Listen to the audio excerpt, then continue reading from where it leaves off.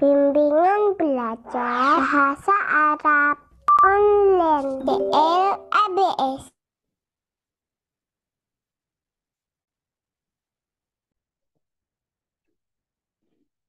Bismillah, Assalamualaikum warahmatullahi wabarakatuh. Alhamdulillah wassalatu wassalamu ala rasulillah wa ala alihi wa ashabihi ajma'in amma ba'd. Para peserta bimbingan belajar bahasa online di LABS sekalian, rahimani wa rahimakumullah. Di kesempatan kali ini kembali kita akan belajar memahami kitab Tauhid dari sisi membacanya, sisi mengartikannya, dan dari maknanya. Ini adalah kitab Tauhid yang untuk anak SD ya. Jadi ini adalah kitab Tauhid untuk anak SD. Sangat tipis sekali kitabnya itu. Muqarrarut Tauhid Lisanati Tsaniyah. SD kelas kedua, kelas 2, tahun kedua gitu ya. Ini sudah kita bahas judulnya dan juga subjudulnya. Kemudian al-aslu awal sudah kita bahas. Nomor 1 sudah, nomor 2 sudah, nomor 3 sekarang. Kita lihat nomor 3. Allah, jelas Allah.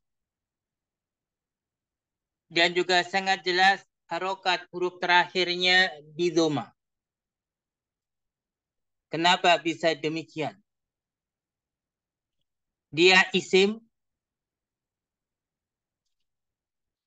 Dia adalah isim. Dari mana dia isim? Didahului alif lam. Dia ma'rifat. Tahu dari mana ma'rifat? Jadi didahului alif lam. Terus terletak di awal kalimat. Dari mana? Ya memang letaknya di awal kalimat. Ada isim, ma'rifat, terletak di awal kalimat, maka sebagai mubtada.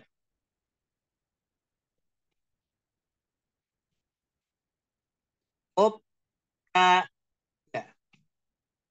Sebagai mubtada. Terus perlu diingat, kalau dia sebagai mubtada, maka mubtada itu adalah marfu.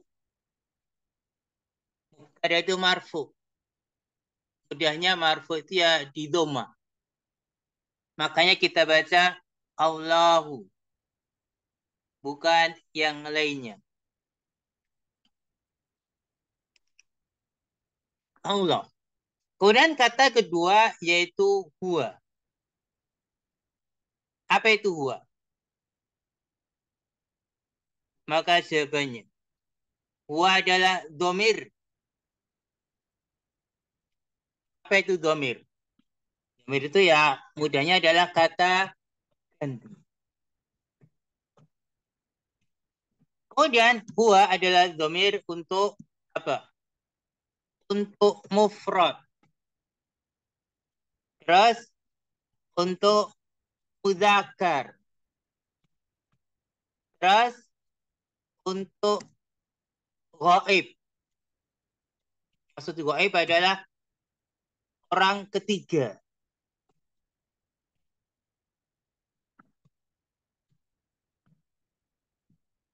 Pihak ketiga. Jadi huwa adalah domir kata ganti. Dia mudzakkar untuk laki-laki. Kemudian ghaib untuk orang ketiga. Kalau dia mufrad, maksudnya adalah mufrad itu satu. Gitu. Kalau mudzakkar berarti maksudnya adalah laki-laki. Terus ghaib orang ketiga. Adapun harokatnya tidak bisa mengalami perubahan. Dia seperti itu. Huruf terakhirnya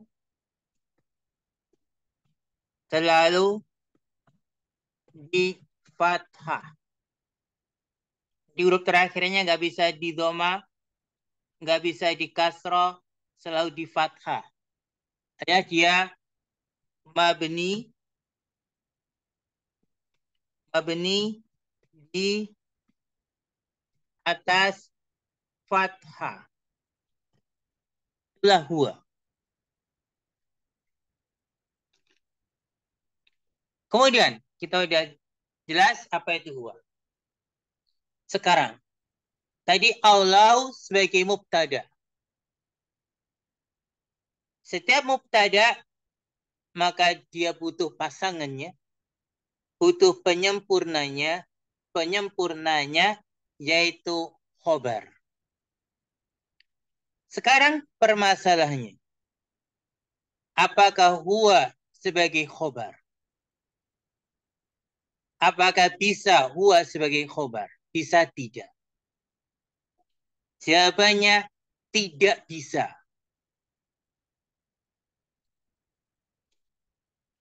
Jadi huwa ini tidak bisa sebagai khobar. Tidak bisa sebagai khobar. Kenapa tidak bisa? Karena belum menyempurnakan makna mubtada. Karena belum menyempurnakan makna mubtada, maka tidak bisa kita katakan dia sebagai khobar. Gitu ya. Karena kalau kita artikan Allah, dia gitu, belum sempurna. Maka huwa bukan khobar. Terus sebagai apa? Maka sebagian berpendapat huwa di sini sebagai dhamir fasil. Apa itu fasil? Fasil itu pemisah. Sebagai dhamir. Jadi kita tambahkan di bawah.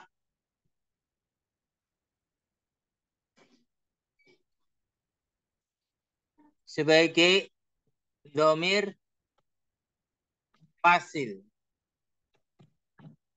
Fasil. Dalam kurung pemisah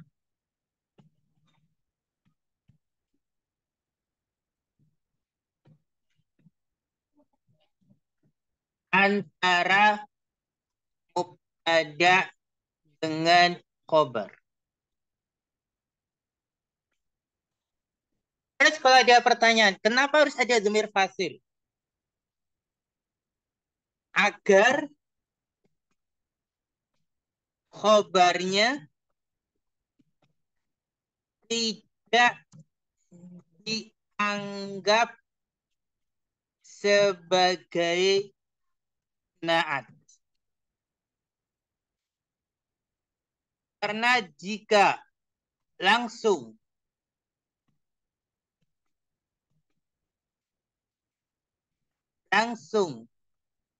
ketemu dengan khobarnya, maka khobar seperti naat.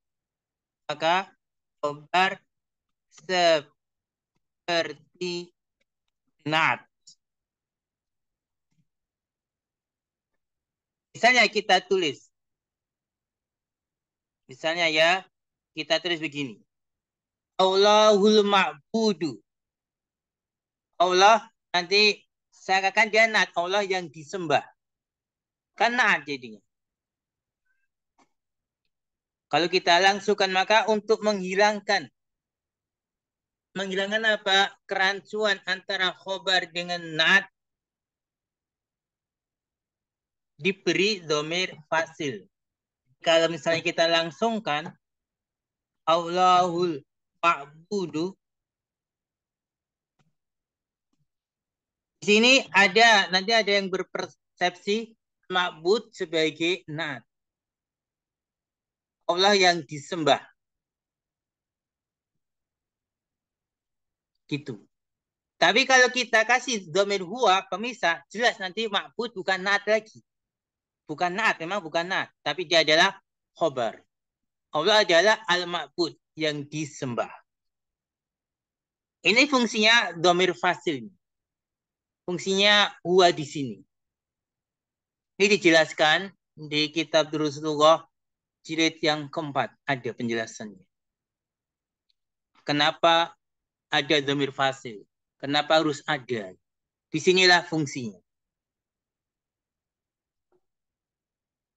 Nah, kemudian al-ma'budu sendiri. Jadi al-ma'budu di dhamma dia sebagai khobar. Ya, mungkin timbul pertanyaan kenapa khobar ma'rifat? Ya. Tadi ya, kenapa kita kasih dhamir huwa fasil? Karena di sini khawatir nanti dikira nat.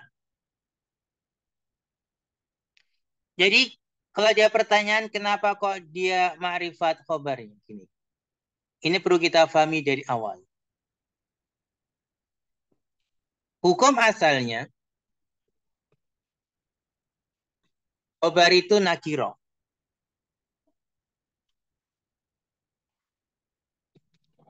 Hukum asalnya khobar nakiro. Jika ma'rifat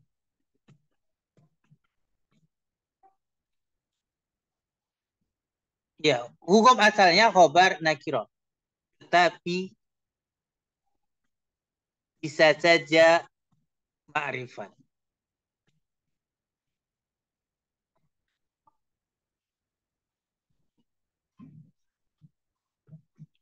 Hanya saja ketika ma'rifat dikasih dhamir fasil. Ketika ma'rifat diberi dhamir fasil ini. Fasil ya, fasil. Gitu ya. Memang ya benar sekali hukum asalnya memang khobar itu nakirah. Tapi dia bisa ma'rifat. Dan biasanya kalau dia ma'rifat ada dhamir fasil ini. Agar jelas dia khobar. Dia tidak ada kerancuan antara apa? Antara naat dengan khobar ini.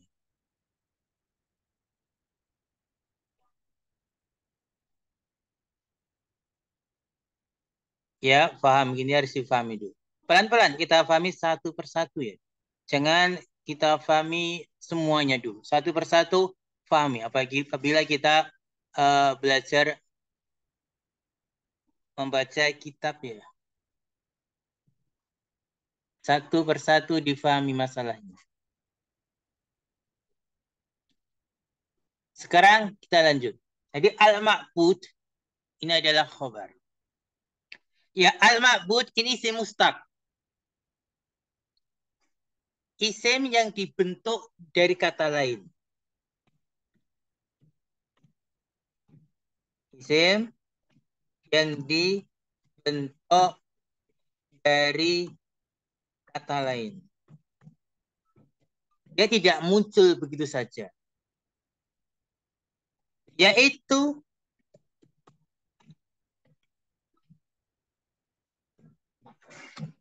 dari fi'il abada ya'budu. Fi'il abada ya'budu. Amarnya ubud. Ya, dia ini adalah isim maf'ul ya. Dia isim maf'ul. Ikut wazan maf'ulun. Ma'budun. Jadi kata abada ya'budu. Abdan.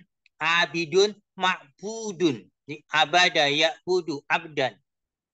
Abidun. Ma'budun. Yang disembah.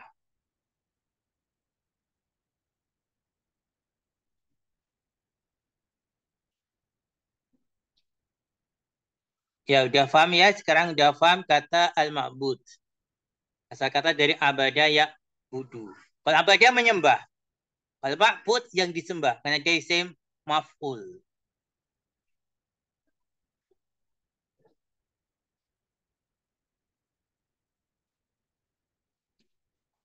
Kemudian setelahnya. Al-mustahiku. Dia jidoma. Kenapa jidoma? Ya kalau di sini dia sebagai naat. Kok bisa sebagai naat? Harus tahu ya. Kenapa bisa sebagai naat? Pertama, dia kata sifat.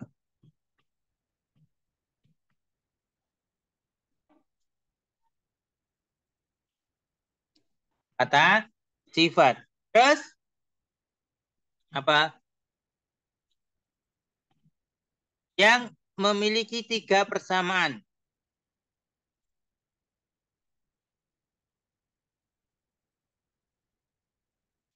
Dengan kata sebelumnya. Nggak muat tempatnya ya.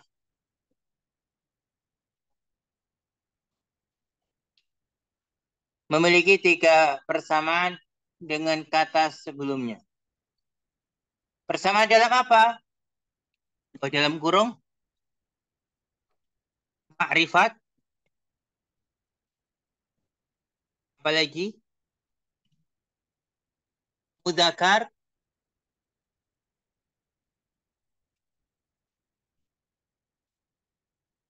apalagi mufrad.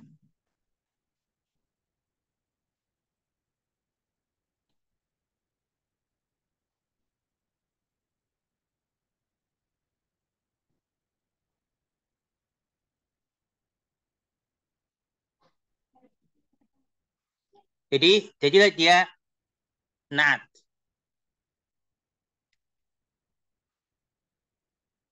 Kemudian kalau dia pertanyaan dari mana kita tahu dia kata sifat ya. Ini perlu kita paham.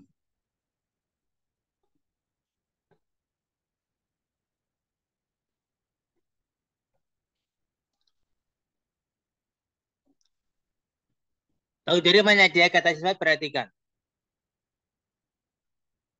Kalau kita belajar tasrif, isim fa'il,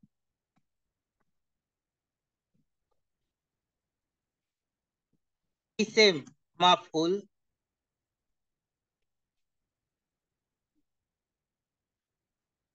itu merupakan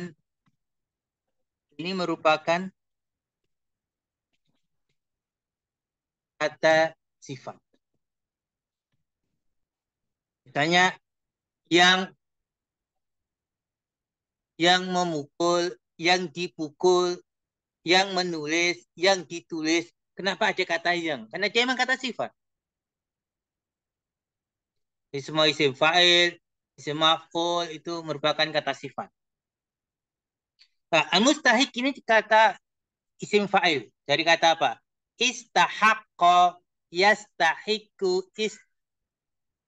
istihaqqan, is, istahaqqa, yastahiku, istihqaqan ya. Istihqaqan, mustahikun, mustahakkun. Ikut bacaan ifta'ala, yafta'ilu, ifti'alan. Ifta'ala, yafta'ilu, ifti'alan. Istahaqqa, yastahiku, istihqaqan.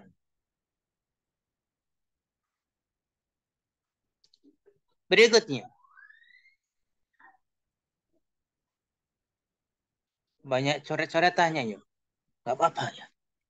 Kemudian, li, ini harfu jar jelas sih.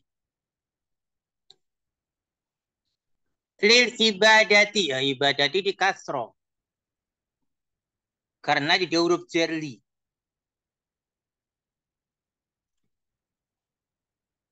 Tapi kalau dia pertanyaan kenapa nggak kasro tanwin? Karena dia ma'rifat. Loh, Kalau marifat, dari mana tahu dia marifat? Nggak ada alif di situ.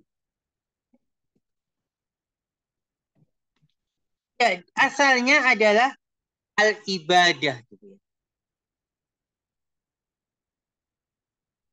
Al-ibadah. Al-ibadah kan marifat. Ya, terus ketika kemasukan lam, lam harfu jar, hamzah wasalnya hilang. Jadi, lil ibadah. Jadinya begini. Kata marifat, walaupun hamzah wasalnya hilang. Karena kemasukan lam ini, lam jar ini, hamzahnya hilang. Gitu ya, jadi jangan bingung kenapa kok nggak ditanwin. Karena dia marifat, hijau alif lam. Nama alifnya hilang karena kemasukan lam ini ya. Lanjut. Jadi Allah dia adalah al-ma'bud, adalah yang disembah, al-mustahiku yang berhak lil ibadati untuk mendapatkan ibadah. Wahdah, ini di fathah ya. Ini kenapa di fathah dia sebagai hal.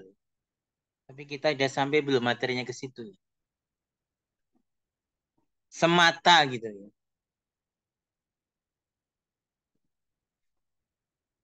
Ini tidak kita panjangkan saja, mungkin supaya kita belum sampai teorinya ke situ.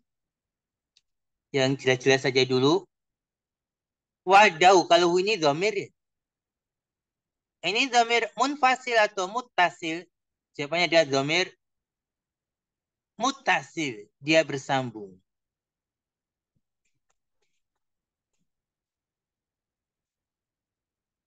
Domir mutasil.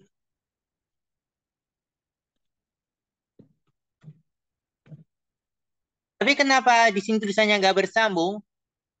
Jawabannya karena dal tidak bisa nyambung dengan domir. Dal ini nggak bisa nyambung dengan hu. Huruf dal nggak bisa nyambung dengan huruf setelahnya gitu. Dal itu.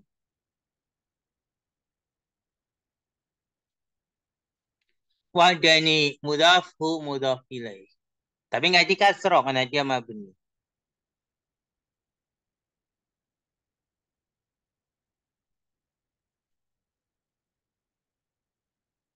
Kemudian la.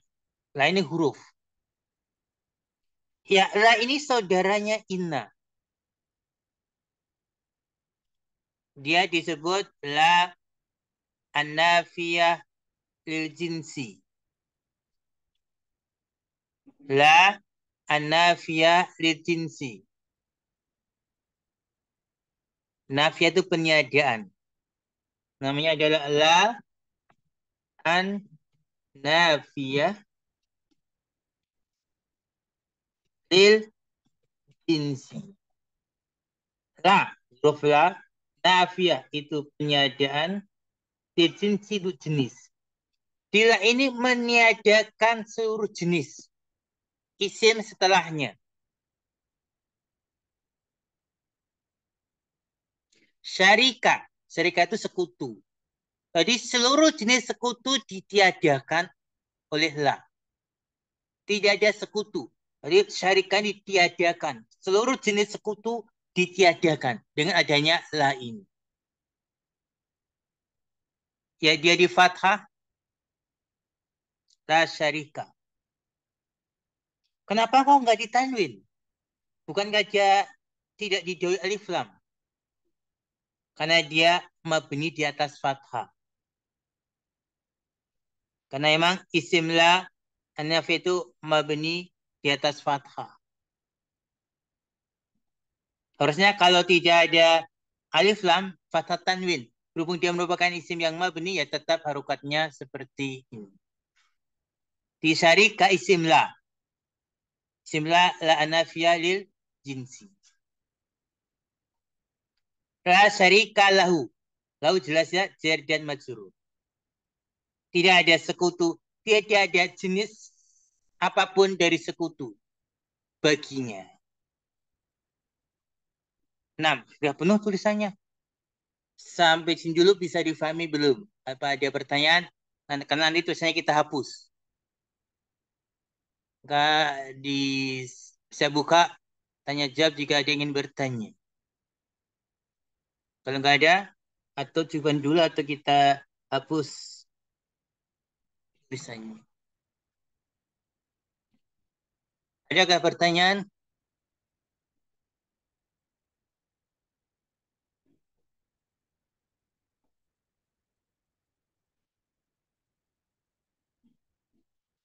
Tidak ada?